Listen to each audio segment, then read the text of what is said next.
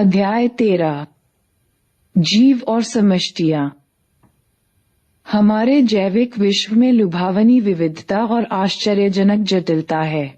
हम जीव विज्ञानीय संगठन के विभिन्न स्तरों पर अन्वेषी प्रक्रमों से इसकी जटिलता को समझने का प्रयास कर सकते हैं। ये जीव विज्ञानीय संगठन स्तर हैं: बृहत्तनु कोशिकाएं, ऊतक, अंग, व्यष्टि जीव, समष्टियां, समुदाय, पारतंत्र और जीवोम। इस संगठन के किसी भी स्तर पर हमारे मन में दो प्रकार के प्रश्न उठ सकते हैं। उदाहरण के लिए, जब हम बाग में सुबह बुलबुल को गाते सुनते हैं तो प्रश्न उठता है, पक्षी कैसे गाता है, या पक्षी क्यों गाता है।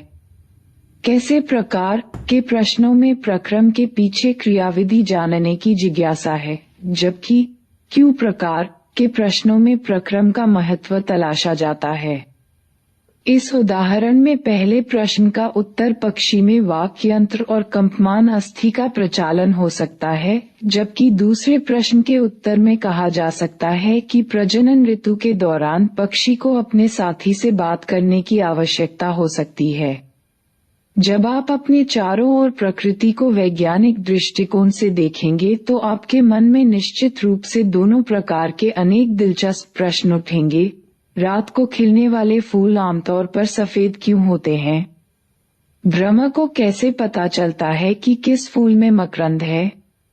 कैक्टस में इतने सारे कांटे क्यों होते हैं? चूजे कैसे अपनी मां को पहचान लेते हैं? आदि आदि। आप पिछली कक्षाओं से सीख चुके हैं कि पारिस्थितिकी ऐसा विषय है जिसमें जीवों के बीच या जीवीय तथा भौतिक, अजीवीय, अभौतिक पर्यावरण के बीच होने वाली पारस्परिक क्रियाओं का अध्ययन किया जाता है। मूल रूप से पारिस्थितिकी जीवीय संगठन के 4 स्तरों से संबंधित है: जीव, समष्टियां, समुदाय और जीवोम। इस अध्याय में हम पारिस्थितिकी के जैविक और समष्टि स्तरों के बारे में अध्ययन करेंगे। 13.1 जीव और इसका पर्यावरण। जैविक स्तर पर पारिस्थितिको मूल रूप से कायिकीय पारिस्थितिकी है, जिसमें विभिन्न जीव न केवल जीवित रहने बल्कि जनन के संदर्भ में अपने पर्यावरणों के प्रति अनुकूलित हो जाते हैं। आपने पहले की कक्षाओं में पढ़ा होगा कि पृथ्वी का सूर्य के चारों ओर घूर्णन, इसके अक्ष का झुकाव तापमान को तीव्रता और अवधि किस प्रकार वार्षिक परिवर्तनों का कारण बनता है, जिसके फलस्वरूप भिन्न ऋतुएं बनती हैं। ये परिवर्तन और वर्षण मिलकर प्रमुख जीवों का निर्माण करते हैं, जैसे कि मरुस्थल, वर्षावन और टुंडा। चित्र 131। बरसात या वर्षण में वर्षा और हिम दोनों शामिल हैं। प्रत्येक जीवों के अंदर ही क्षेत्रीय और स्थलीय विभिन्नताओं के कारण आवासों में व्यापक विविधता है। भारत के प्रमुख जीवों चित्र 13.2 में दिखाए गए हैं। पृथ्वी ग्रह पर जीवन न केवल थोड़े से अनुकूल आवासों में ही है, बल्कि चरम और कठोर आवासों में भी है, जैसे कि झुलसते राजस्थानी मिक्स्थल, निरंतर वर्षा से भीगे मेघालय के वन, गहरे महासागर की खाइयां, वेगवती सरिताएं, ध्रुवीय क्षेत्रों की स्थायी तुषार भूमि, ऊंचे पर्वत शिखर, गर्म झरने और दुर्गंधयुक्त कंपोस्ट गर्त आदि कुछ नाम हैं। यहाँ तक कि हमारी आंख भी सूक्ष्म जीवों की हजारों जातियों का बेजोड़ आवास है। विभिन्न आवासों की भौतिक और रासायनिक स्थितियों में इतनी अधिक विविधता के मुख्य तत्व क्या हैं? सबसे महत्वपूर्ण तत्व तापमान, जल, प्रकाश और मृदा हैं। हमें यह याद रखना जरूरी है कि भौतिक, रासायनिक, अजीवीय या अजैव घटक अपने आप में पूरी तरह से किसी जीव के आवास की विशेषता नहीं बताते। आवास में जीवीय, बायोटिक घटक भी शामिल हैं, जैसे कि रोगजनक, पैथोजन, परजीवी, परभक्षी और जीव के वे स्पर्धी जिनके साथ वह लगातार पारस्परिक क्रिया करता है। हम यह मानते हैं कि एक लंबे समय में प्राकृतिक वर्ण द्वारा अपने आवास में उत्तरजीविता, सर्वाइवल और जनन को इष्टतम बनाने के लिए जीव ने अनुकूलनों का विकास किया। प्रत्येक जीव का उन परिस्थितियों का एक निश्चित परास होता है जिसे वह सहन कर सकता है। उपयोग किए जाने वाले संसाधनों की विविधता तथा पारितंत्र में उसकी एक विशिष्ट क्रियात्मक भूमिका होती है। यह सब सामूहिक रूप से उसका निकेत बनाते हैं। 13.11 प्रमुख अजैव कारक। तापमान पारिस्थितिक रूप से सबसे ज्यादा प्रासंगिक पर्यावरणीय कारक है। आप जानते ही हैं कि पृथ्वी पर औसत तापमान ऋतु के अनुसार बदलता रहता है। भूमध्य रेखा से ध्रुवों की ओर और मैदानों से पर्वत शिखरों की ओर उत्तरोत्तर घटता रहता है। ध्रुवीय क्षेत्रों और उच्च तुंगता एल्टीट्यूड वाले क्षेत्रों में तापमान अवशून्य सबजीरो से लेकर ग्रीष्म में उष्णकटिबंधीय मरुस्थलों में 50 डिग्री सेंटी से अधिक पहुंच जाता है। लेकिन कुछ बेजोड़ आवास भी हैं, जैसे कि गर्म झरने और गहरे सागर के उष्णजलीय निकास, जहां औसत तापमान 100 डिग्री सेंटी से अधिक होता है। यह सामान्य ज्ञान है कि आम के पेड़ कनाडा और जर्मनी जैसे शीतोष्ण देशों में नहीं होते हैं और न हो सकते हैं। हिमचीते केरल के जंगलों में नहीं मिलते और ट्यूना मछली महासागर में शीतोष्ण अक्षांशों से आगे कभी कभार ही पकड़ी जाती है। जीवधारियों के लिए तापमान के महत्व को आप उस समय अच्छी तरह से सराह सकते हैं जब आपको पता चले कि यह प्रकिण्वों एंजाइमों की बलगति काइनेटिक्स को प्रभावित करता है और इसके द्वारा आधारी उपापचय जीव के अन्य कार्यकीय प्रकारों तथा उसकी गतिविधियों को प्रभावित करता है। कुछ जैव तापमानों के व्यापक परास चरम सहन कर सकते हैं और उसमें खूब बढ़ते हैं। ये पृथुताजापी यूरिथर्मल कहलाते हैं, लेकिन उनमें से अधिकांश तापमानों की कम परास में ही रहते हैं। ऐसी जीव तनुतापी स्टेनोथर्मल कहलाते हैं। विभिन्न जातियों के भौगोलिक वितरण काफी हद तक उनकी तापीय सहनशक्ति पर निर्भर है। क्या आपके ध्यान में कुछ पृथुतापी और तनुतापो प्राणियों और पादपों के नाम आते हैं? हाल ही के वर्षों में धीरे धीरे बढ़ते हुए औसत भूमंडलीय तापमान पर चिंता बढ़ी है। अध्याय 16। अगर यह बढ़ोतरी जारी रही तो क्या आपको आशा है कि कुछ जातियां के वितरण का दायरा प्रभावित होगा? जल तापमान के बाद जीवों के जीवन को प्रभावित करने वाला जल एक अन्य महत्वपूर्ण कारक जल है। वास्तव में पृथ्वी पर जीवन पानी में ही जन्मा था और यह बिना पानी के अपने आप में इसका प्रतिपालन नहीं हो सकता। मरुस्थल में इसकी उपलब्धता इतनी सीमित है कि केवल विशेष अनुकूलताओं के कारण ही जीवों का वहां रहना संभव है। पादपों की उत्पादकता और वितरण भी पानी पर बहुत ज्यादा निर्भर है। आप सोचते होंगे कि महासागरों, झीलों और नदियों में रहने वाले जीवों को जल संबंधित समस्याओं का सामना नहीं करना पड़ता होगा, लेकिन यह सच नहीं है। जलीय जीवों के लिए जल की गुणता, रासायनिक संघटन पीएच महत्वपूर्ण होता है। लवण की सांद्रता प्रति 1000 भाग में लवणता के रूप में मापी गई। अंतःस्थलीय जल में 5 से कम, समुद्र में 30-35 और कुछ अतिलवनीय लगूनों में 100 से अधिक होती है। कुछ जीव लवणता की व्यापक परास के प्रति सहनशील होते हैं, पृथुलवनी यूरिहेलाइन, लेकिन अन्य कम परास में सीमित होते हैं, तनुलवनी स्टेनोहेलाइन। बहुत से अल्वण जल प्राणी समुद्र के पानी में और समुद्री प्राणी अल्वण जल में लंबे समय तक नहीं रह सकते, क्योंकि उन्हें परासरणी ऑस्मोदिक समस्याओं का सामना करना पड़ता है। प्रकाश पौधे प्रकाश संश्लेषण द्वारा खाद्य उत्पन्न करते हैं। यह ऐसी प्रक्रिया है जो ऊर्जा के स्रोत के रूप में धूप उपलब्ध होने पर संभव है। इसलिए हम जीवधारियों के लिए, विशेष रूप से स्वपोषियों ऑटोट्रॉप्स के लिए, प्रकाश के महत्व को समझ सकते हैं। वनों में अनेक जातियों के छोटे पौधे, शाख और झाड़ियां बहुत हल्के प्रकाश वाली परिस्थितियों में इष्टतम प्रकाश संश्लेषण करने के लिए अनुकूलित है, क्योंकि उन पर सतत लंबे वितानमय पेड़ों की छाया रहती है। बहुत से पौधे भी पुष्पन हेतु अपनी दीप्तिकालिक फोटोपीरियोडिक आवश्यकता की पूर्ति के लिए धूप पर निर्भर होते हैं।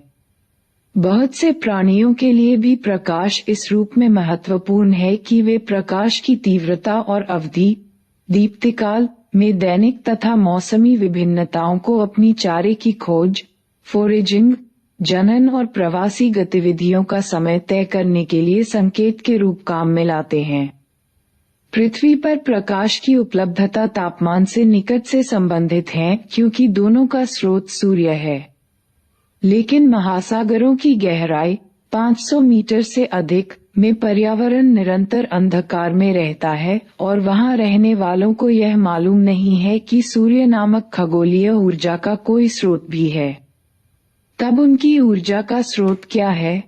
सौर विकिरण की स्पेक्ट्रमी गुणवत्ता भी जीवन के लिए महत्वपूर्ण है। सौर विकिरण की स्पेक्ट्रम का पराबैंगनी घटक बहुत से जीवों के लिए हानिकारक है, जबकि महासागर की भिन्न भिन्न गहराइयों में मिलने वाले समुद्री पादपों के लिए दृश्य स्पेक्ट्रम के सभी रंग घटक उपलब्ध नहीं है। समुद्रवासी लाल, हरे और भूरे शैवालों में से किन की गंभीरतम जल में मिलने की संभावना है? क्यों? मृदा विभिन्न स्थानों में मृदा की प्रकृति और गुण भिन्न भिन्न होते हैं। यह जलवायु, अपक्षय प्रक्रम, विदरिंग प्रोसेस, क्या यह वाहित या अवसादी, सेडिमेंटरी है तथा इसका विकास कैसे हुआ, इन सब बातों पर निर्भर है। मृदा की विभिन्न विशेषताएं जैसे कि मृदा संघटक, कण साइज और पुंजन मृदा के अंतःस्रवण, पर्कोलेशन तथा जलधारण क्षमता का निर्धारण करते हैं। इन विशेषताओं के साथ साथ पीएच, खनिज संगठन और स्थलाकृति, टोपोग्राफी जैसे प्राचल काफी हद तक किसी क्षेत्र की वनस्पति का निर्धारण करते हैं। इसके बाद यह सब मिलकर तय करते हैं कि उस क्षेत्र में किस प्रकार के प्राणियों का पालन पोषण हो सकता है।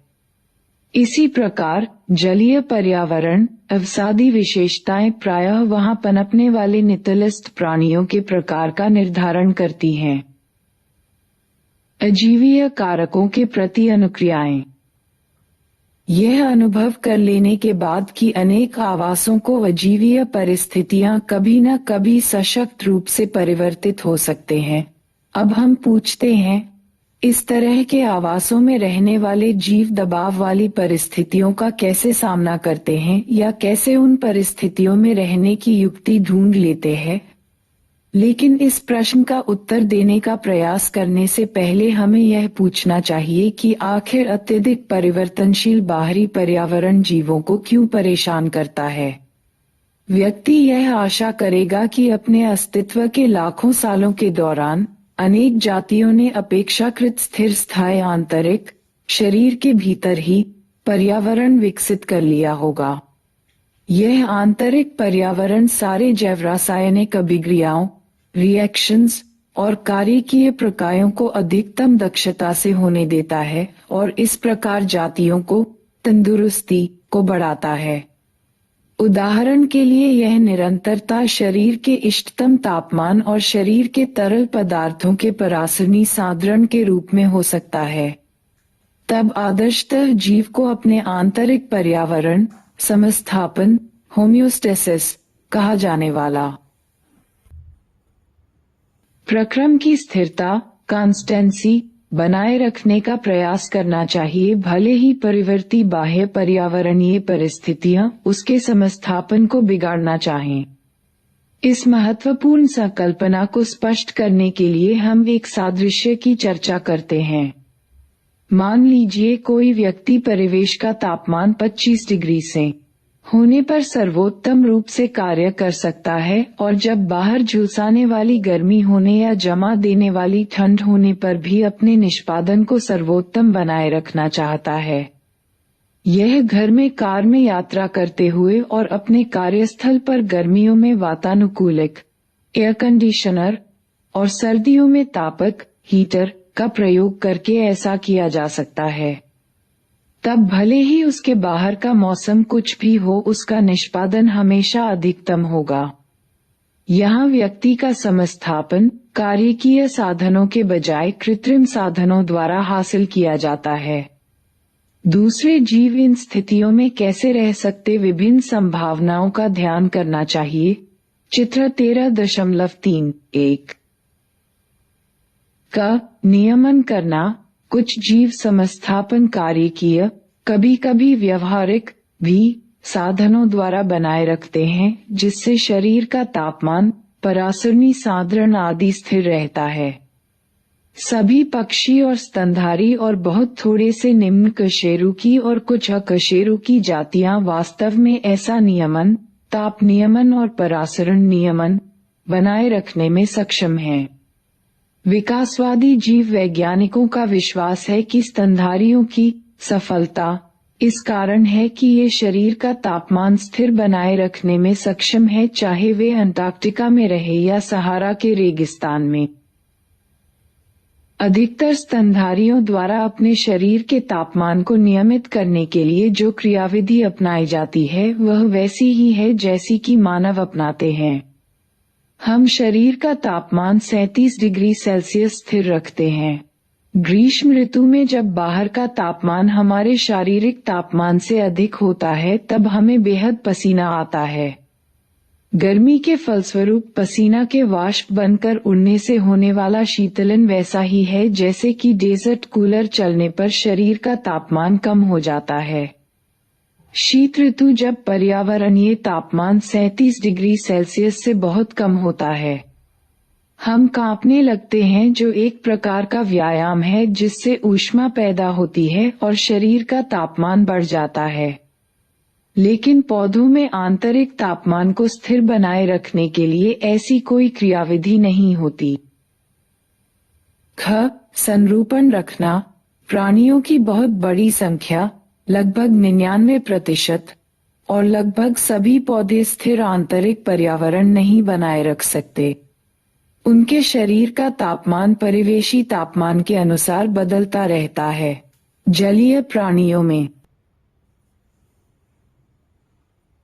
शरीर के तरल की परासरणी सांद्रता परिवेशी वायु, जल की परासरणी सांद्रता के अनुसार बदलती रहती है। ये प्राणी और पादप संरूपी कॉन्फॉर्मर्स कहलाते हैं।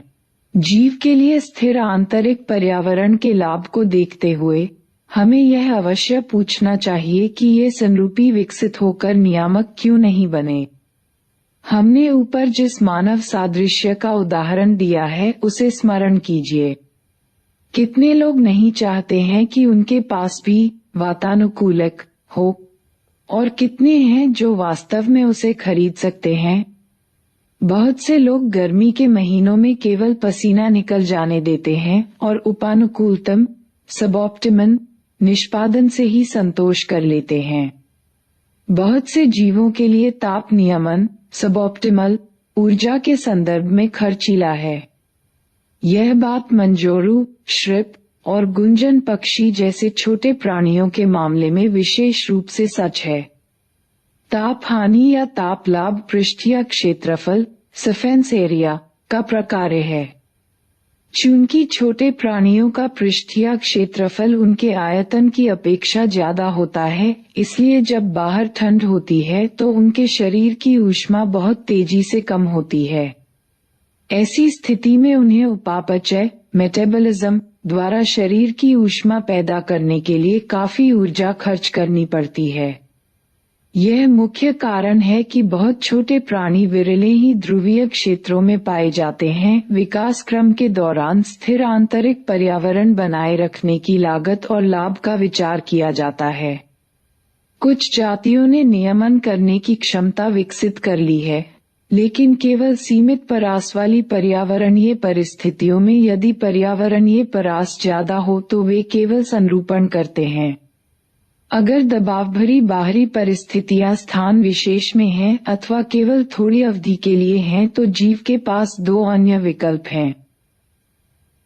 ग. प्रवास करना। जीव दबावपूर्ण आवास से अस्थायी रूप से अधिक अनुकूल क्षेत्र में चला जाए और जब दबाव भरी अवधि बीत जाए तो वापस लौट आए। मानव सादृश्य में यह नीति ऐसी है जैसे गर्मी की अवधि में व्यक्ति दिल्ली से शिमला चला जाए। अनेक प्राणी, विशेषत पक्षी, शीत ऋतु के दौरान लंबी दूरी का प्रवास करके अधिक अतिथि अनुकूली क्षेत्रों में चले जाते हैं। प्रत्येक शीतकाल में राजस्थान स्थित प्रसिद्ध केवलादेव राष्ट्रीय उद्यान, भरतपुर, साइबेरिया और अन्य अत्यधिक ठंडे उत्तरी क्षेत्रों से आने वाले प्रवासी पक्षियों को अतिथि के रूप में स्वागत करता है। निलंबित करना, जीवाणुओं, कवकों और निम्न पादपों में विभिन्न प्रकार के मोटी भित्ति वाले बीजाणु बन जाते हैं, जिससे उन्हें प्रतिकूल परिस्थितियों में जीवित बचे रहने में सहायता मिलती है। उपयुक्त पर्यावरण उपलब्ध होने पर ये अंकुरित हो जाते हैं। उच्च पादपों में बीज और कुछ दूसरी वनस्पतिक जनन संरचनाएं उनके परिक्षेपण में सहायता करने के अतिरिक्त दबाव वाले समय से चार पाने के साधन के रूप में काम आते हैं। नमी और तापमान की अनुकूल परिस्थितियों में वे नए पादपों के रूप में अंकुरित होते हैं। वे अपनी उपापचयी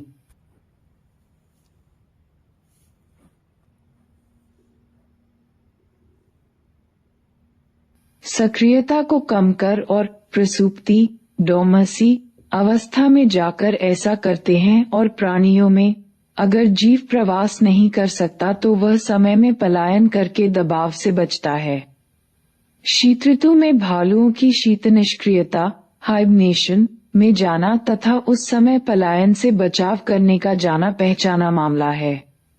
कुछ घोंघे और मछलियां ग्रीष्म ऋतु से संबंधित ताप तथा जलशुष्कन जैसी समस्याओं से बचने के लिए ग्रीष्म निष्क्रियता एस्टिवेशन में चली जाती हैं। प्रतिकूल परिस्थिति में झीलें और तालाबों में प्राणिप्लवक जूप्लैंक्टन की अनेक जातियां उप्रति डायापॉज में आ जाती है, जो निलंबित परिवर्धन की एक अवस्था है।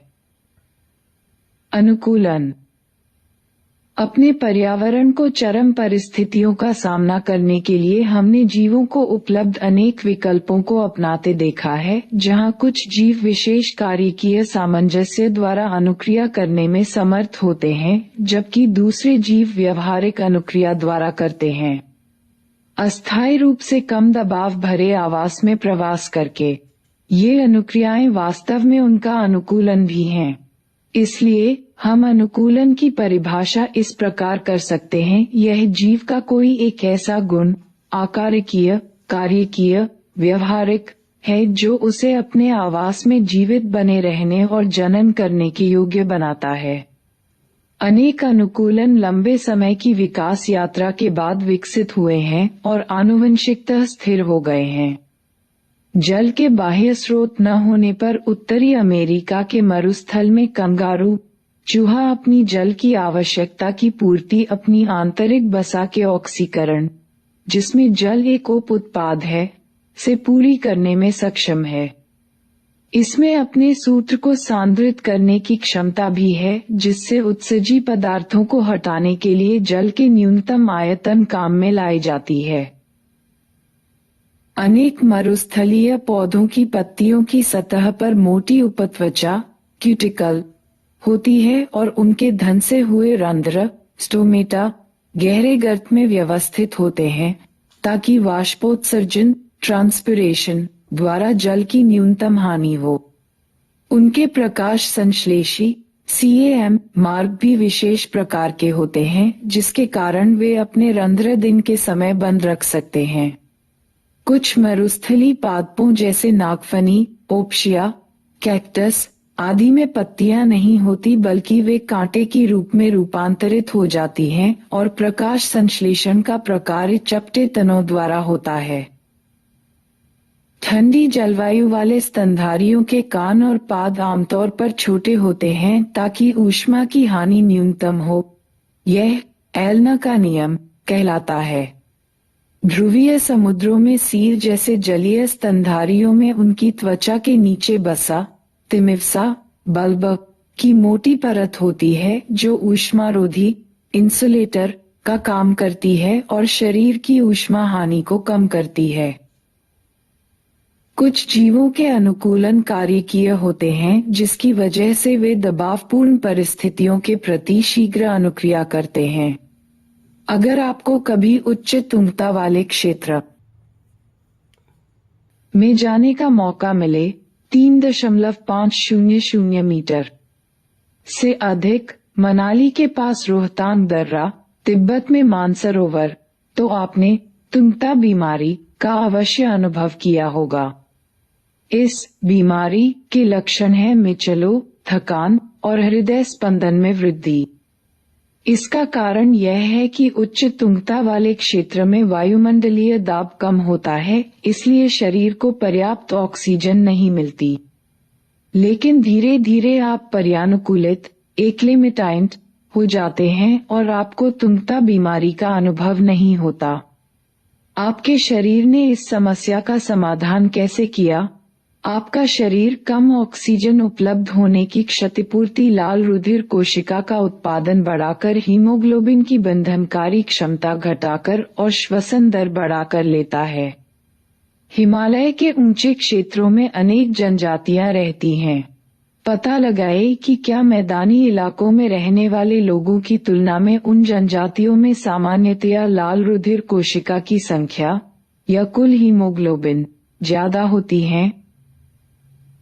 अधिकांश प्राणियों में उपापचय अभिक्रियाएं और इसलिए सभी कार्यकीय प्रकार संकीर्ण तापमान परास में इष्टतम होते हैं। मानव में यह तापमान 37 डिग्री सेल्सियस है। लेकिन ऐसे सूक्ष्म जीव आर्किबैक्टीरिया भी हैं जो तप्त झरनों और गहरे समुद्र के उष्णजलीय निकासों में, जहां तापमान 100 डिग्री से भी ज्यादा होता है, में खूब फलते फूलते हैं। यह कैसे संभव है? अनेक मछलियां दक्षिण ध्रुवीय जल में खूब पनपती हैं, जहां का तापमान हमेशा 0 से कम रहता है। वे अपने शरीर के तरल को जमने से कैसे बचा लेती है? अनेकों समुद्री अकशेरुकी और मछलियां महासागर की बहुत गहराई में रहती हैं, जहां का दाब उस सामान्य वायुमंडलीय दाब से 100 गुना अधिक होता है जो हम पृथ्वी पर अनुभव करते हैं। वे ऐसे जबरदस्त दाब में कैसे रहती हैं और क्या उनमें कोई विशेष एंजाइम होते हैं? ऐसी चरम पर्यावरणीय परिस्थितियों में रहने वाले जीव जैव रासायनिक अनुकूलनों का मोहक क्रम विन्यास दर्शाते हैं। कुछ जीव अपने पर्यावरण में होने वाले परिवर्तनों का सामना करने के लिए व्यवहारिक अनुक्रियाएं दर्शाते हैं। स्तनधारियों में अपने आवास के उच्च तापमान से निपटने के लिए जो कार्यकीय योग्यता होती है, मरुस्थल की छिपकलियों में इस योग्यता की कमी है, लेकिन वे व्यवहारिक साधनों द्वारा अपने शरीर के तापमान को काफी स्थिर बनाए रखती हैं। जब उनका तापमान सुविधा स्तर से नीचे चला जाता है तब वे धूप सेक कर ऊष्मा अवशोषित करती हैं, लेकिन जब परिवेश का तापमान बढ़ने लगता है तब वे क्षय में चली जाती हैं। कुछ जातियों में भूमि से ऊपर की ऊष्मा से बचने के लिए मिट्टी में बिल खोदने की क्षमता होती है। समष्टियां, समिष्ट गुण। प्रकृति में हमें किसी भी जाति के पृथक एकल व्यष्टि के दर्शन विरले ही होते हैं। उनमें से अधिकांश सुपरिभाषित भौगोलिक क्षेत्र में समूह में रहते हैं, समान संसाधनों का साझा उपयोग करते हैं अथवा उनके लिए स्पर्धा करते हैं, संकरण इनब्रीड करते हैं और इस प्रकार वे समिष्ट की रचना करते हैं। हालांकि संकरण शब्द में लैंगिक जनन कार्य अंतर्निहित है। अलैंगिक जनन से भी जन्म लेने वाले व्यष्टियों का समूह को भी पारिस्थितिक अध्ययन के लिए आमतौर से समष्टि मान लिया जाता है। आर्द्र भूमि में सभी जलकाक वन क्षेत्र के सागवान, टीकवुड के पेड़, संवर्धन प्लेट के जीवाणु, त्याग दिए गए आवास में चूहे और तालाब में कमल के पौधे आदि समिष्ट के कुछ उदाहरण हैं। पहले अध्यायों में आपने यह सीखा कि हालांकि व्यष्टि जीव वह है जो परिवर्तित पर्यावरण का सामना करे, प्राकृतिक वर्ण द्वारा वांछित विशेषकों ट्रेट को विकसित करने का कार्य समष्टि स्तर पर ही होता है। इसलिए समष्टि पारिस्थितिकी का एक महत्वपूर्ण क्षेत्र है, क्योंकि यह पारिस्थितिकी को समष्टि आनुवंशिकी, जेनेटिक्स और विकास से जोड़ता है। समष्टि में कुछ ऐसे गुण होते हैं जो व्यष्टि जीव में नहीं होते। व्यष्टि जन्मता और मरता है, लेकिन समष्टि में जन्म दरें और मृत्यु दरें होती हैं। समष्टि में इन दरों को क्रमशः प्रति व्यक्ति जन्म दर और मृत्यु दर कहते हैं। इसलिए दर को समष्टि के सदस्यों के संबंधों में संख्या में परिवर्तन, वृद्धि या ह्रास के रूप में प्रकट किया। उदाहरण के लिए, अगर किसी ताल में पिछले साल कमल के 20 पौधे थे और जनन द्वारा 8 नए पौधे और हो जाते हैं, जिससे वर्तमान समष्टि 28 हो जाती है, तो हम जन्म दर को 8/20 10.4 संतति प्रति कमल प्रतिवर्ष के हिसाब से परिकलन कैलकुलेट करते हैं। अगर प्रयोगशाला समष्टि में 40 फल मक्खियों में से 4 व्यष्टि किसी विशिष्टीकृत समय अंतराल में, मान लीजिए 1 सप्ताह के दौरान मर जाते हैं, तो उस समय के दौरान समष्टि में मृत्यु दर 4/40 0.1 व्यष्टि प्रति फल मक्खी प्रति सप्ताह कहलाएगी। समष्टि का दूसरा विशिष्ट गुण लिंग अनुपात यानी नर एवं मादा का अनुपात है। व्यष्टि या तो नर है या मादा है, लेकिन समष्टि का लिंग अनुपात होता है, जैसे कि समष्टि का 60% स्त्री हैं और 40% नर हैं। किसी दिए गए समय में समष्टि भिन्न आयु वाले व्यष्टियों से मिलकर बनती है। अगर समष्टि के लिए आयु वितरण दी गई आयु अथवा आयु वर्ग के व्यष्टियों का प्रतिशत आलेखित प्लॉटेड किया जाता है, तो बनने वाली संरचना आयु पिरामिड कहलाती है। चित्र 13.4। मानव समष्टि के लिए आयु पिरामिड आमतौर पर नर और स्त्रियों का आयु वितरण संयुक्त आरेख को दर्शाता है। पिरामिड का आकार समष्टि की स्थिति प्रतिबिंबित करता है। क, क्या वह बढ़ रहा है? ख, स्थिर है या ग, घट रहा है? समष्टि का साइज आवास में उसकी स्थिति के बारे में बहुत कुछ बताता है। समष्टि हम कैसे भी पारिस्थितिक प्रक्रम अन्वेषण इन्वेस्टिगेट करना चाहें, भले ही यह दूसरी जातियों से स्पर्धा का परिणाम हो, परभक्षी का प्रभाव हो या पीवकनाशी पेस्टिसाइड अनुप्रयुक्त एप्लाइड करने का प्रभाव हो, हम उनका मूल्यांकन हमेशा ही समष्टि के साइज में कोई परिवर्तन के संदर्भ में करते हैं। प्रकृति में समष्टि के साइज की इतनी कम संख्या में भी 10 से कम भरतपुर आर्द्रभूमि क्षेत्रों में साइबेरिया इसारस या किसी साल लाखों में हो सकती है। तालाब में क्लेमिडोमोनास, यह आवश्यक नहीं है कि समष्टि को जी अधिक तकनीकी रूप से समष्टि घनत्व कहलाती है, इनके रूप में अभिहित। हालांकि समष्टि घनत्व की सबसे उपयुक्त माप आमतौर पर कुल संख्या है। कुछ मामलों में यह अर्थहीन होती है अथवा इसका निर्धारण कठिन होता है। किसी क्षेत्र में अगर 200 गाजर घास पानेयम हिस्टेरोफोरस पादप हैं, लेकिन केवल एक अकेला बड़े वितान कैनोपी वाला बरगद का विशाल वृक्ष है, तो यह कहना कि पार्थेनियम के सापेक्ष बरगद का समष्टि घनत्व कम है, उस समुदाय में बरगद की महत्वपूर्ण भूमिका को अवकलन करने के बराबर है। ऐसे मामलों में समष्टि साइज के माप के लिए प्रतिशत आवरण अथवा जीव भार बायोमास अधिक अर्थपूर्ण है। अगर समष्टि बहुत बड़ी है और गणना असंभव है अथवा बहुत समय लेने वाली है, तो कुल संख्या को अपनाने का आधार भी सरल नहीं है। अगर आपके पास प्रयोगशाला में पेट्री डिश में जीवाणुओं का घना संबंध कल्चर है, तो उसका घनत्व बताने की सर्वोत्तम माप क्या है? कभी कभी पारिस्थितिक अन्वेषणों के लिए निरपेक्ष समष्टि घनत्व जानने की आवश्यकता नहीं है।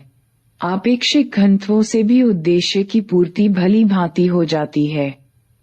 उदाहरण के लिए प्रति पाश ट्रैप पकड़ी गई मछलियों की संख्या झील में कुल समष्टि घनत्व को काफी ठीक माप है। हम बहुधा समष्टि के साइज के बिना वास्तव में गिने अथवा बिना देखे अप्रत्यक्ष रूप से आकलन करते हैं।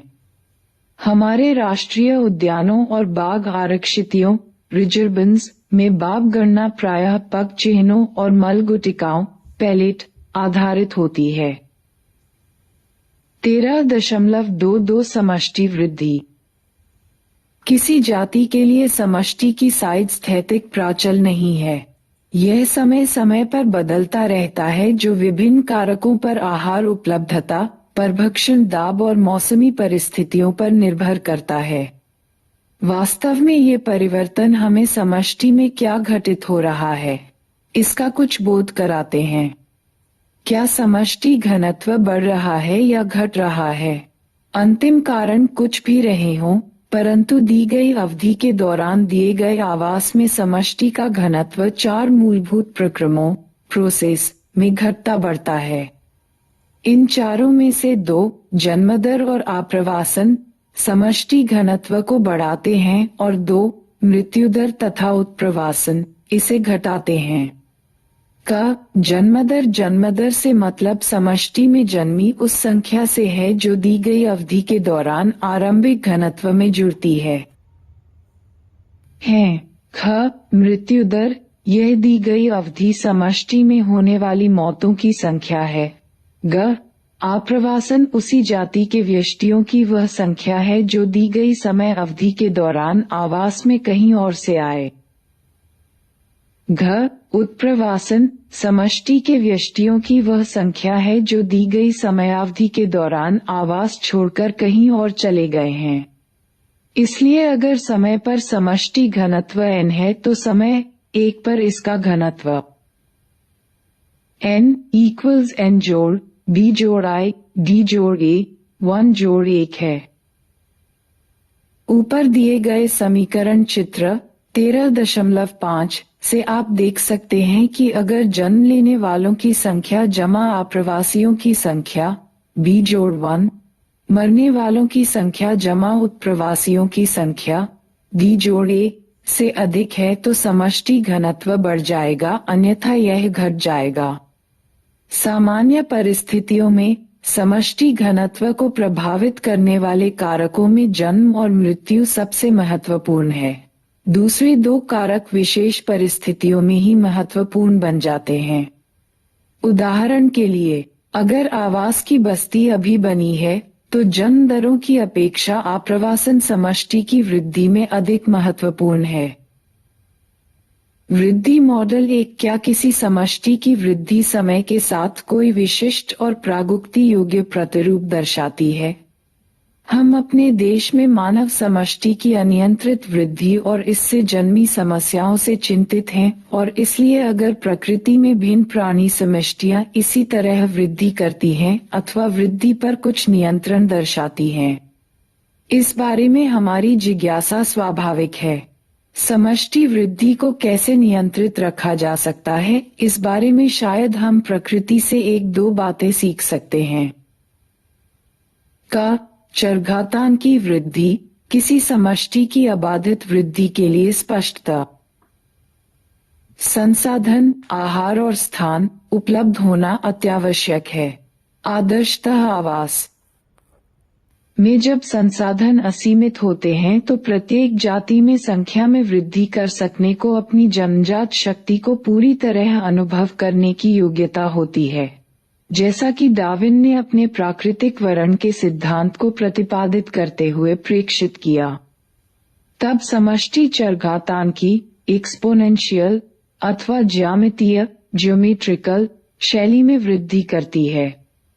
अगर साइज की समष्टि में जन्म दरें कुल संख्या नहीं बल्कि प्रति व्यक्ति जन्म b के रूप में और मृत्यु दरें प्रति व्यक्ति मृत्यु दर के रूप में निरूपित की जाती हैं, तब इकाई समय अवधि इन dt के दौरान वृद्धि या कमी निम्नलिखित होगी।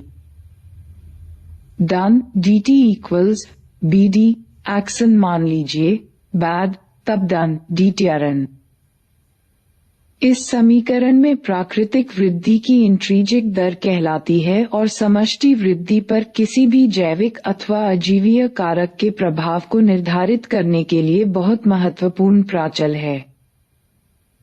आर मूल्यों के परिणाम मैग्नीट्यूड के बारे में आपको कुछ बोध कराने के लिए नावे चूहे के लिए 0.015 है और आरटी भरिंग के लिए यह 0.12 है। 1981 में भारतवर्ष में मानव समष्टि के लिए मान 0.0205 थी। वर्तमान मान क्या है पता कीजिए। इसके परिकलन के लिए आपको जन्म दरों और मृत्यु दरों का पता होना जरूरी है। ऊपर दिया गया समीकरण समष्टि के चरघातों की अथवा ज्यामितीय वृद्धि बताता है। चित्र 13.6 और जब इनको समय के संदर्भ में आरेखित करते हैं तो इसका नतीजा जे आकार का वक्र है। अगर आपको मूलभूत कलन आता है तो आप चराटा की वृद्धि समीकरण के सम्मिलित रूप को निम्न प्रकार से दिखा सकते हैं। n = know on. n = समय में समष्टि घनत्व, नो समय शून्य में समष्टि घनत्व। प्राकृतिक वृद्धि की इंट्रिंसिक दर a = प्राकृतिक लघुगणकों लॉगरिथमों का आधार 2.71828। असीमित संसाधन परिस्थितियों में चरघातांकी रूप से वृद्धि करने वाली कोई भी जाति थोड़े समय में ही विशाल समष्टि घनत्वों तक पहुंच सकती है। डार्विन ने दर्शाया कि हाथी जैसा धीमे बढ़ने वाला प्राणी रोक न होने पर विशाल संख्या तक पहुंच सकता है। चरघातांक रूप से वृद्धि करने पर विशाल समष्टि कितनी जल्दी निर्मित हो जाती है, इसके बारे में निम्नलिखित किस्सा लोकप्रिय है। राजा और मंत्री शतरंज खेलने बैठे। अपनी जीत के प्रति आश्वस्त राजा मंत्री द्वारा प्रस्तावित किसी शर्त को स्वीकार करने के लिए तैयार था।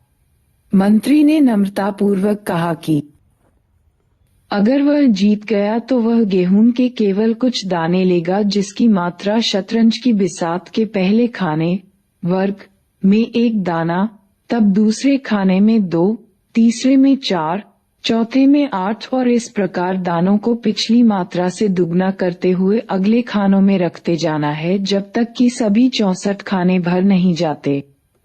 राजा ने मूर्खतापूर्ण लगने वाली शर्त मान ली और खेल शुरू किया, लेकिन राजा के दुर्भाग्यवश मंत्री जीत गया। राजा को लगा कि मंत्री की शर्त पूरी करना बहुत आसान था।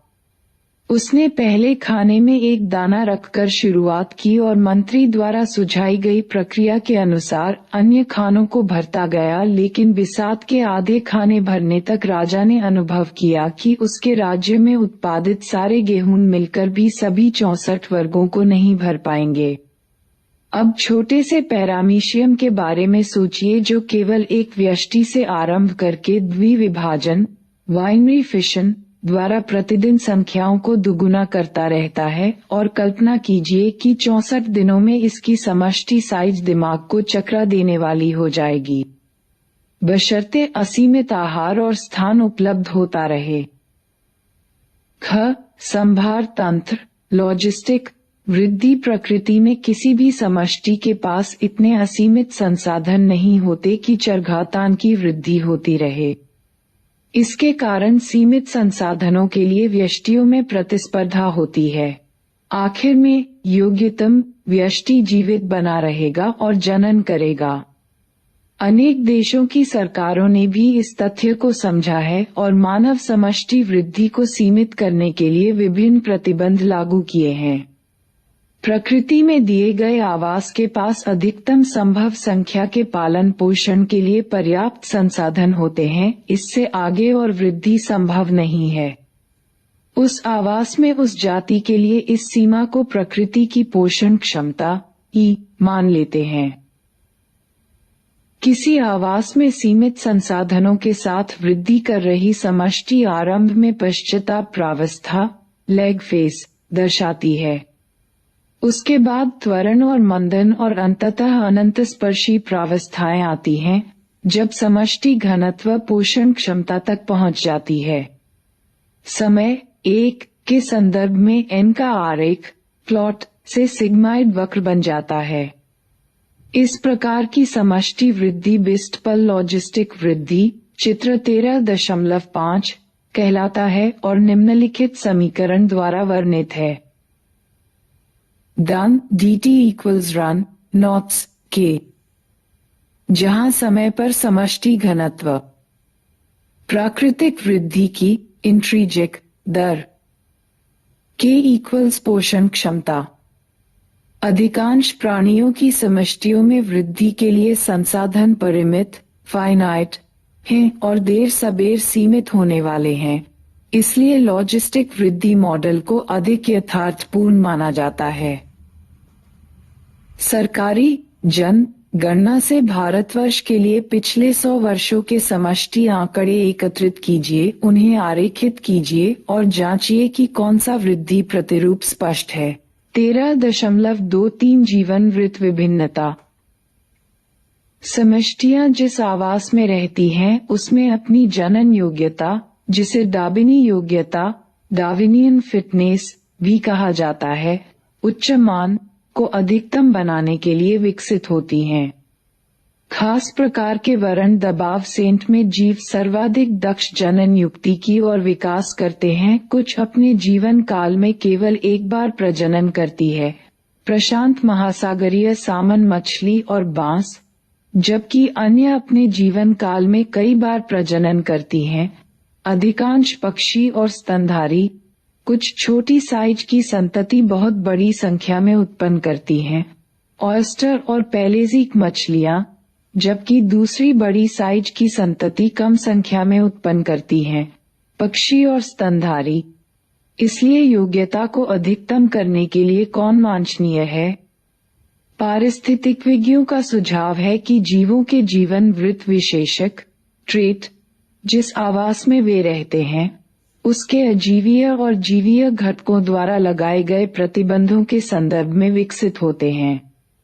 भिन्न जातियों में जीवन वृत्त विशेषकों का विकास इस समय अनुसंधान का महत्वपूर्ण क्षेत्र है और पारिस्थितिकीविज्ञ अनुसंधान में लगे हुए हैं।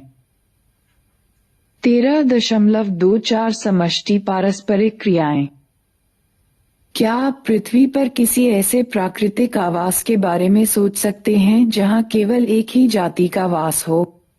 ऐसा कोई आवास है ही नहीं और इसलिए ऐसी परिस्थिति अकल्पित है।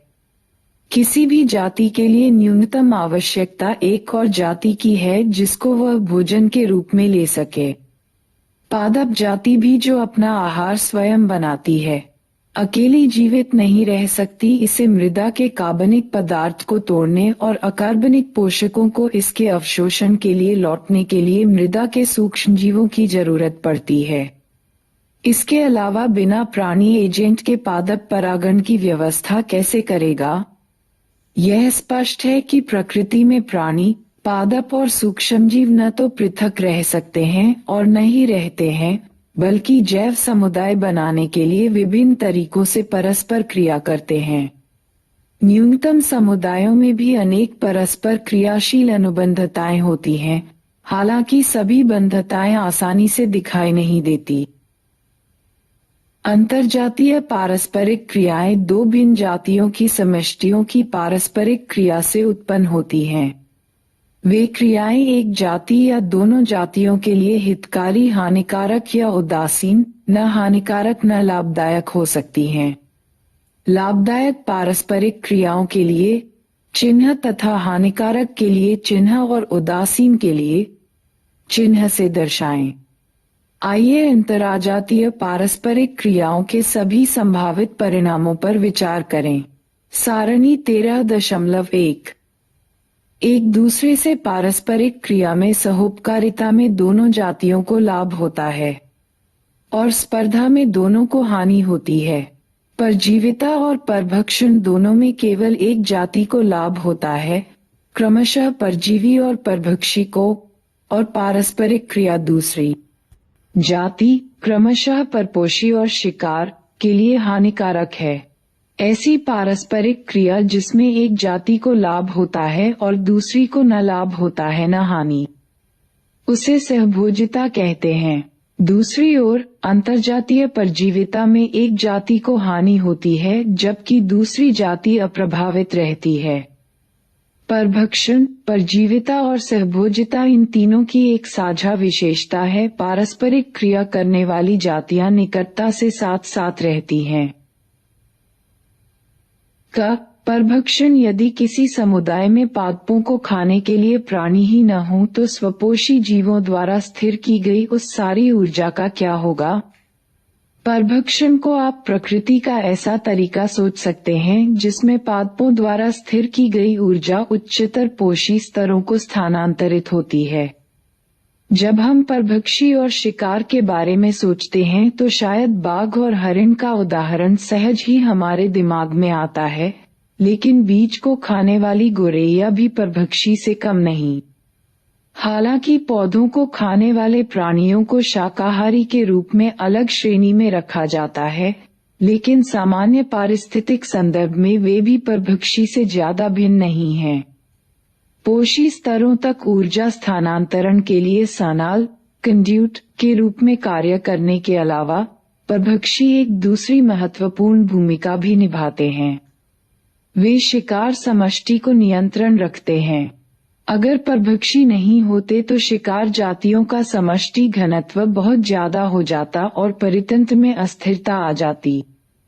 जब किसी भौगोलिक क्षेत्र में कुछ विदेशित जातियां लाई जाती हैं, तो वे आक्रामक हो जाती हैं और तेजी से फैलने लगती हैं क्योंकि आक्रांत भूमि में उसके प्राकृतिक परभक्षी नहीं होते।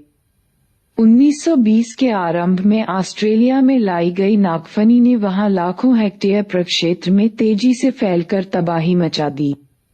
अंत में नागफनी खाने वाले परभक्षी, एक प्रकार का शलभ, को उसके प्राकृतिक आवास ऑस्ट्रेलिया लाए जाने के बाद ही आक्रामक नागफनी को नियंत्रित किया जा सका। कृषि कीटनाशी के नियंत्रण पेस्ट कंट्रोल में अपनाए गए जैव नियंत्रण विधियां परभक्षी की समष्टि नियमन की योग्यता पर आधारित हैं। परभक्षी स्पर्धा शिकार जातियों के बीच स्पर्धा की तीव्रता कम करके किसी समुदाय में जातियों की विविधता डाइवर्सिटी बनाए रखने में भी सहायता करता है। अमेरिकी प्रशांत तट की चट्टानी अंतर्राज्यवारीय इंटरटाइडल समुदायों में पाइसेस्टर तारामीन एक महत्वपूर्ण परभक्षी है। प्रयोगशाला के बाहर किए गए एक प्रयोग में जब एक बंद अंतर्राज्यवारीय क्षेत्र से सभी तारामीन हटा दी गई तो अंतर्जातीय स्पर्धा के कारण एक साल में ही अकशेरुकियों की 10 से अधिक जातियां विलुप्त हो गई। अगर परभक्षी ज्यादा ही दक्ष है और अपने शिकार का अतिदोहन करता है तो हो सकता है शिकार विलुप्त हो जाए और इसके बाद खाने के अभाव में परभक्षी भी विलुप्त हो जाएगा। यही कारण है कि प्रकृति में परभक्षी विवेकी है। परभक्षण के प्रभाव को कम करने के लिए शिकारी जातियों ने विभिन्न रक्षा विधियां विकसित कर ली हैं। कोटों और मेंढकों की कुछ जातियों परभक्षी द्वारा आसानी से पहचान लिए जाने से बचने के लिए गुप्त रूप से रंगीन छद्मावरण होती हैं। कुछ शिकार जातियां विषैली होती हैं और इसलिए परभक्षी उन्हें नहीं खाते। मोनोक तितली के शरीर में विशेष रसायन होने के कारण यह अपने परभक्षी पक्षी के लिए बहुत ही अरुचिका यानी स्वाद में खराब है। यह दिलचस्प है कि तितली इस रसायन को अपनी इल्ली कैटरपिलर अवस्था में विषैली खरपतवार खाकर प्राप्त करती है। पौधों के लिए शाकाहारी प्राणी परभक्षी है। लगभग 25% कीट पादपक्षी फाइटोफेगस हैं, अर्थात वे पादप रस और पादपों के अन्य भाग खाते हैं। पादपों के लिए यह समस्या विशेष रूप से गंभीर है क्योंकि वे अपने परभक्षियों से दूर नहीं भाग सकते जैसा कि प्राणी कर सकते हैं। इसलिए पादपों ने शाकाहारियों से बचने के लिए आश्चर्यजनक रूप से आकारिकीय और रासायनिक रक्षा विधियां विकसित कर ली हैं। रक्षा के सबसे सामान्य आकारिकीय साधन कांटे एकेशिया कैक्टस। बहुत से पादप ऐसे रसायन उत्पन्न और भंडारित करते हैं जो खाए जाने पर शाकाहारियों को बीमार कर देते हैं, पाचन का सदमन करते हैं उनके जनन को भंग कर देते हैं या मार तक देते हैं। आपने परित्यक्त खेतों में उग रही कलोट्रोपिस खरपतवार अवश्य देखी होगी। यह पौधा अत्यधिक विषैला हृदय ग्लाइकोसाइड उत्पन्न करता है और इसी कारण आपने कभी भी किसी पशु या बकरी को इस पौधे को चरते हुए नहीं देखा होगा। रासायनिक पदार्थों की व्यापक किस्में जिन्हें हम पौधों से व्यापारिक पैमाने पर निष्कर्षित करते हैं, निकोटीन, कैफीन, क्विनीन, स्ट्रिक्नीन, अफीम आदि, वे पादपों द्वारा उत्पन्न होते हैं। वास्तव में ये रसायन चारकों ग्रेजर से बचने की रक्षा विधियां हैं। ख. स्पर्धा। जब डार्विन ने प्रकृति में जीवन संघर्ष और योग्यतम की उत्तरजीविता के बारे में कहा तो वह निश्चयी कायल था कि जैव विकास में अंतर्जातीय स्पर्धा एक शक्तिशाली बल है। आमतौर पर यह माना जाता है कि स्पर्धा उस समय शुरू होती है जब निकट रूप से संबंधित जातियां उन्हीं संसाधनों के लिए स्पर्धा करती हैं जो सीमित हैं, लेकिन यह पूरी तरह से सच नहीं है। पहली बात तो यह है कि ये असंबद्ध जातियां भी एक ही संसाधन के लिए स्पर्धा कर सकती हैं। उदाहरण के लिए दक्षिण अमेरिका की कुछ उथली झीलों में आगंतुक फ्लेमिंगो और वहीं की आवासी मछलियां साझा आहार झील में प्राणिप्लवक के लिए स्पर्धा करती हैं। दूसरी बात है, स्पर्धा के संसाधनों का सीमित होना आवश्यक है। बाधा स्पर्धा में एक जाति की अशनदक्षता दूसरी जाति की बाधाकारी और संदमनी उपस्थिति के कारण घट सकती है। भले ही संसाधन, आहार और स्थान पर्याप्त मात्रा में उपलब्ध हों। इसलिए स्पर्धा को एक ऐसे प्रक्रम के रूप में परिभाषित किया जा सकता है जिसमें एक जाति की योग्यता वृद्धि की इंटीजिक दर के रूप में मापित दूसरी जाति की उपस्थिति में महत्वपूर्ण रूप से घट जाती है। प्रयोगशाला में किए गए प्रयोगों में यह दर्शाना अपेक्षाकृत आसान है, जैसा कि गांसे और दूसरे पारिस्थितिज्ञों ने किया, कि जब संसाधन सीमित होते हैं तो स्पर्धी रूप से उत्तम जातियां अंततः दूसरी जातियों को विलुप्त कर देगी। लेकिन प्रकृति में इस प्रकार के स्पर्धी बहिष्कार के साक्ष्य हमेशा निर्णायक नहीं होते, लेकिन कुछ मामलों में ठोस और स्वीकार्य परिस्थितिजन्य साक्ष्य मिलते तो हैं। गैलापैगो द्वीप में बकरियां लाए जाने के बाद एबिंगडन कुछ 10 वर्ष में ही विलुप्त हो गई, जिसका स्पष्ट कारण था बकरियों को अत्यधिक चारण दक्षता। प्रकृति में स्पर्धा होने का दूसरा प्रमाण स्पर्धी मोचन है। स्पर्धी रूप से उत्तम जाति की उपस्थिति के कारण जिस जाति का वितरण छोटे से भौगोलिक क्षेत्र तक प्रतिबंधित हो गया है, स्पर्धा जाति को प्रयोगात्मक रूप से हटा दिए जाने पर उसकी वितरण परास नाटकीय ढंग से फैल जाती हैं। कॉर्नेल के परिष्कृत क्षेत्र प्रयोगों ने दर्शाया कि स्कॉटलैंड के चट्टानी समुद्र तटों पर बड़े और स्पर्धी रूप से उत्तम बानेकल बैलेनस की अंतर्ज्वारीय क्षेत्र में प्रमुखता है और इसने छोटे वाकल चैथेमेलिस को उस क्षेत्र से निकाल दिया। आमतौर पर मांसाहारियों कार्निवोर की अपेक्षा शाकाहारी और पादप अधिक प्रतिकूलतः प्रभावित होते हैं।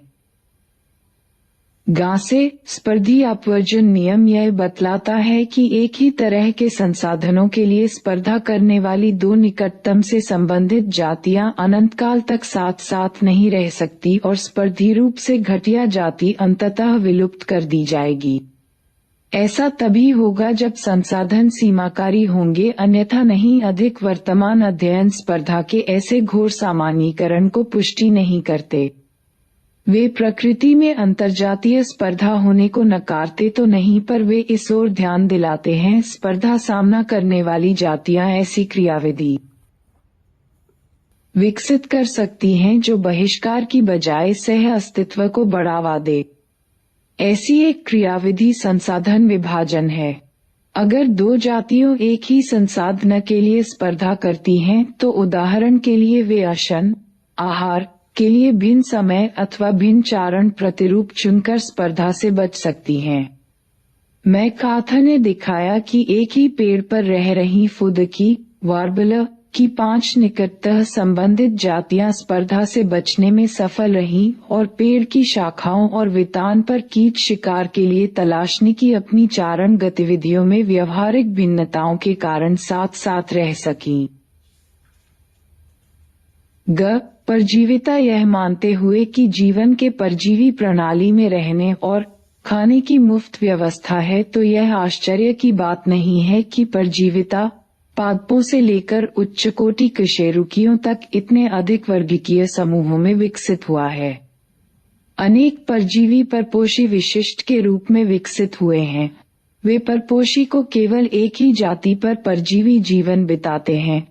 इस प्रकार परपोषी और परजीवी दो सह विकसित होते हैं, अर्थात एक ही परपोषी जाति के साथ सफल होने के लिए अगर परपोषी परजीवी को अस्वीकार करने या प्रतिरोध करने के विशेष साधन विकसित करता है, तो परजीवी को उन साधनों को निष्प्रभावी और व्यर्थ करने के लिए साधन विकसित करने होंगे। अपनी जीवन शैली के अनुरूप परजीवी ने विशेष अनुकूल विकसित किए, जैसे कि अनावश्यक संबंधी अंगों का अभाव, परपोषी से चिपकने के लिए आसजी अंगों या चूषकों की उपस्थिति, पाचन तंत्र का लोप तथा उच्च जनन क्षमता। परजीवियों का जीवन चक्र प्रायः जटिल होता है, जिसमें एक या दो मध्यस्थ पोषक अथवा रोगवाहक होते हैं, जो इसके प्राथमिक परपोषी के परजीवीकरण को सुगम बनाते हैं। मानव यकृत परनाभ, लिवर फ्लूक, परनाभ कृमि परजीवी ट्रिमेटोड पैरासाइट अपने जीवन चक्र को पूरा करने के लिए दो मध्यस्थ पोषकों जैसे घोषर और मछली पर निर्भर करता है। मलेरिया परजीवी को दूसरे परपोषियों पर फैलने के लिए रोगवाहक मच्छर की आवश्यकता पड़ती है। अधिकांश परजीवी परपोषी को हानि पहुंचाते हैं। परपोषी की उत्तरजीविता वृद्धि और जनन को कम कर सकते हैं और उसके समष्टि घनत्व को घटा सकते हैं। वे परपोषी को कमजोर बनाकर उसे परभक्षण के लिए अधिक असुरक्षित बना देते हैं। क्या आप ऐसा मानते हैं कि एक आदर्श परजीवी परपोषी को हानि पहुंचाए बिना पनप सकने योग्य होना चाहिए? तब प्राकृतिक वर्ण ने ऐसे पूरी तरह से हानिकारक परजीवियों का फारे आउट किया। परपोषी जीव की बाह्य पृष्ठ पर अशन आहार पूर्ति करने वाले परजीवी बाह्य परजीवी एक्टोपैरासाइट कहलाते हैं। इसके प्रसिद्ध उदाहरण मानवों पर जूं के समूह और कुत्तों पर चिचिड़ियां टिक्स हैं। अनेक समुद्री मीन बाह्य परजीवी अरिथ्रोपादों कॉपीपोड्स द्वारा ग्रस्त हैं। कस्कुटा अमरबेल एक परजीवी पौधा है जो सामान्यतः बाढ़ पादियों पर वृद्धि करता है। विकास प्रक्रिया के दौरान इसका पर्णहरित और पत्तियां समाप्त हो जाती हैं।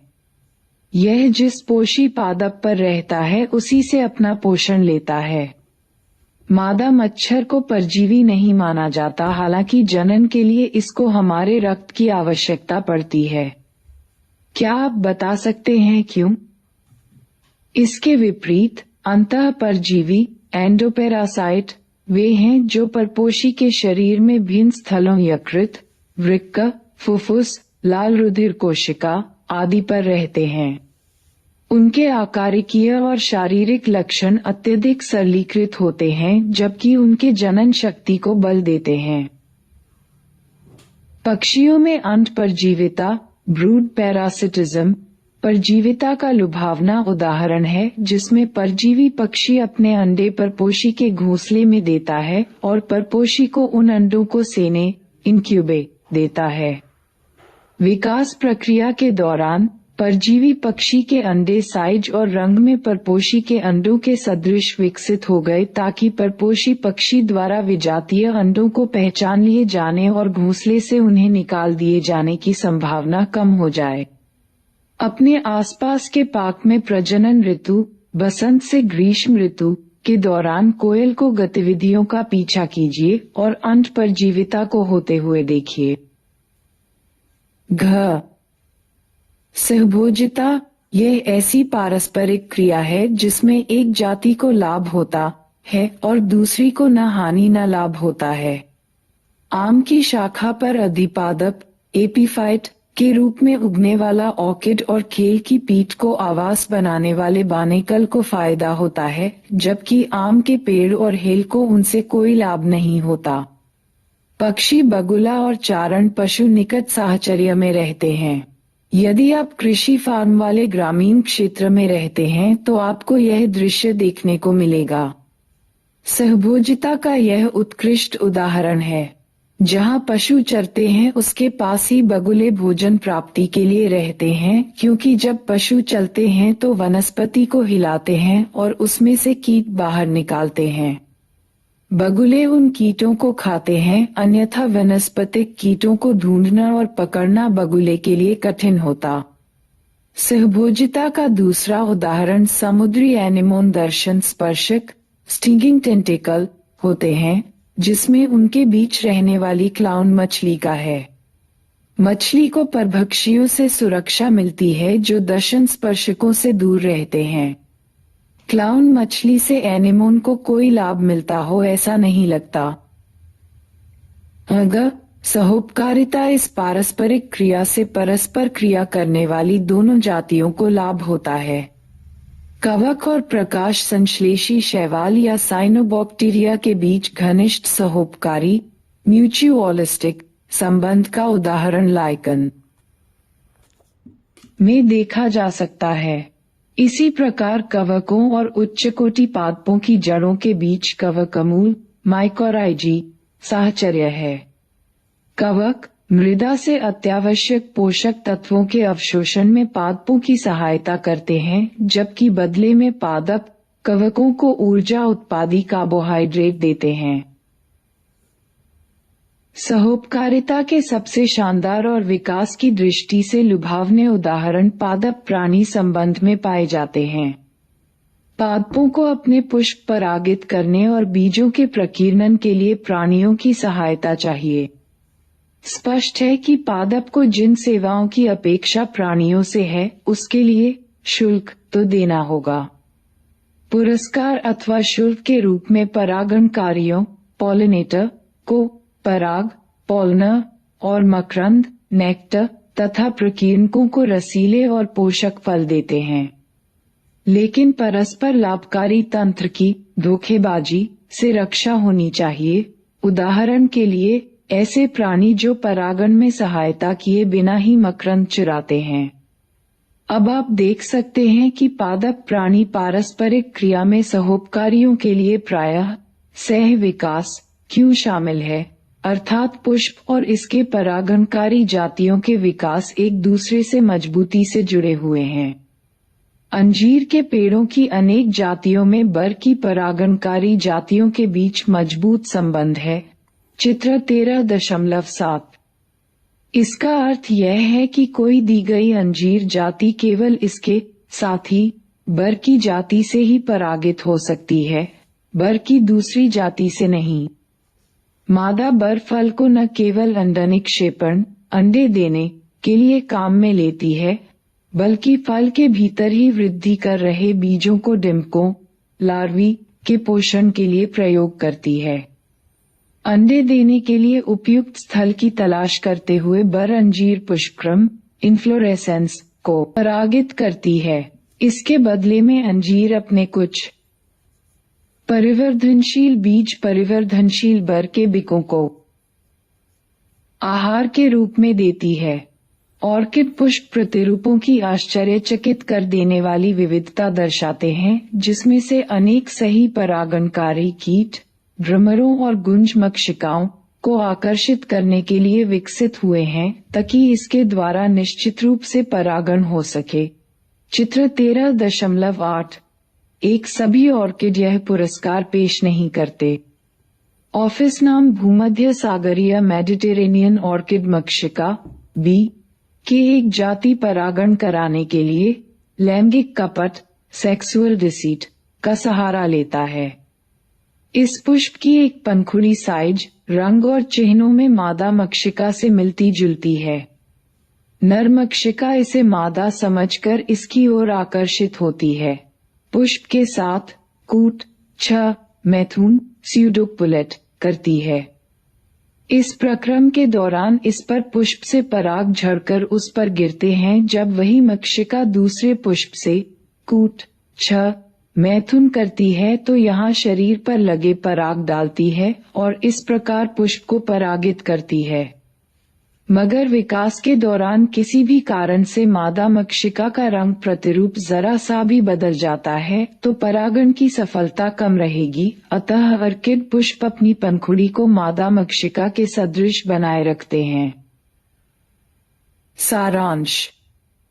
पारिस्थितिकी इकोलॉजी जीवों की अपने पर्यावरण के अजीवी, भौतिक रासायनिक कारकों और जैविक घटकों, अन्य जातियों के संबंधों का अध्ययन है। यह जीव विज्ञान की शाखा है और जीव विज्ञानीय संगठन के 4 स्तरों से संबंधित है: जीव, समष्टि, समुदाय और जीवोम बायोम। ताप, प्रकाश, जल और मृदा पर्यावरण के सबसे महत्वपूर्ण भौतिक कारक हैं जिनके प्रति जीव विभिन्न प्रकार से अनुकूलित हैं। जीवों द्वारा आंतरिक पर्यावरण होमियोस्टेसिस को स्थिर रखने से इष्टतम कार्य निष्पादन हो सकता है, लेकिन परिवर्तनशील बाह्य पर्यावरण के संदर्भ में केवल कुछ ही जीव नियामक होमियोस्टेटिस के लिए सक्षम हैं। जीव अपने आंतरिक पर्यावरण का आंशिक रूप से नियमन कर लेते हैं अथवा केवल उनके अनुरूप कर लेते हैं। कुछ अन्य जातियों ने स्थान प्रवासन अथवा समय, ग्रीष्म निष्क्रियता, शांत निष्क्रियता और उपरति क्रमशः एस्टिवेशन, हाइबरनेशन और डायपाज में प्रतिकूल परिस्थितियों से बचने के लिए अनुकूलन विकसित कर लिए हैं। प्राकृतिक वर्ण द्वारा विकासीय परिवर्तन समष्टि स्तर पर होता है और इसलिए समष्टि पारिस्थितिकी का एक महत्वपूर्ण क्षेत्र है। समष्टि किसी दी गई जाति के व्यष्टियों का समूह है जो सीमांकित भौगोलिक क्षेत्र में समान संसाधनों के लिए स्पर्धा करते हैं या उन संसाधनों में जन्म और मृत्यु दरें, लिंग अनुपात और आयु वितरण आदि गुण होते हैं जो व्यष्टियों में नहीं होते। समष्टि में नरों और मादाओं के भिन्न आयु वर्ग का अनुपात प्रायः आयु पिरामिड के रूप में भौगोलिकतः दर्शाया जाता है। इसका आकार यह बताता है कि क्या समष्टि स्थिर है, बढ़ रही है या घट रही है। समष्टि पर किसी भी कारक का पारिस्थितिक प्रभाव आमतौर पर उसकी साइज में प्रतिबिंबित होता है, जिसे जाति के अनुसार विभिन्न तरीकों, संख्या, जीवभार, आवरण प्रतिशत आदि से व्यक्त किया जा सकता है। समष्टियां जन्म और आप्रवासन से बढ़ती हैं तथा मृत्यु और उत्प्रवासन से घटती हैं। जब संसाधन असीमित होते हैं तो वृद्धि प्रायः चरघातांकी है, लेकिन जब संसाधन उत्तरोत्तर सीमाकारी होते जाते हैं तब वृद्धि प्रतिरूप लॉजिस्टिक संभार तंत्रीय हो जाती है। दोनों मामले में वृद्धि अंततः पर्यावरण की पोषण क्षमता से सीमित होती है। प्राकृतिक वृद्धि की इंट्रिनिजिक दर R किसी समष्टि का वृद्धि करने की जन्मजात शक्ति की माप है।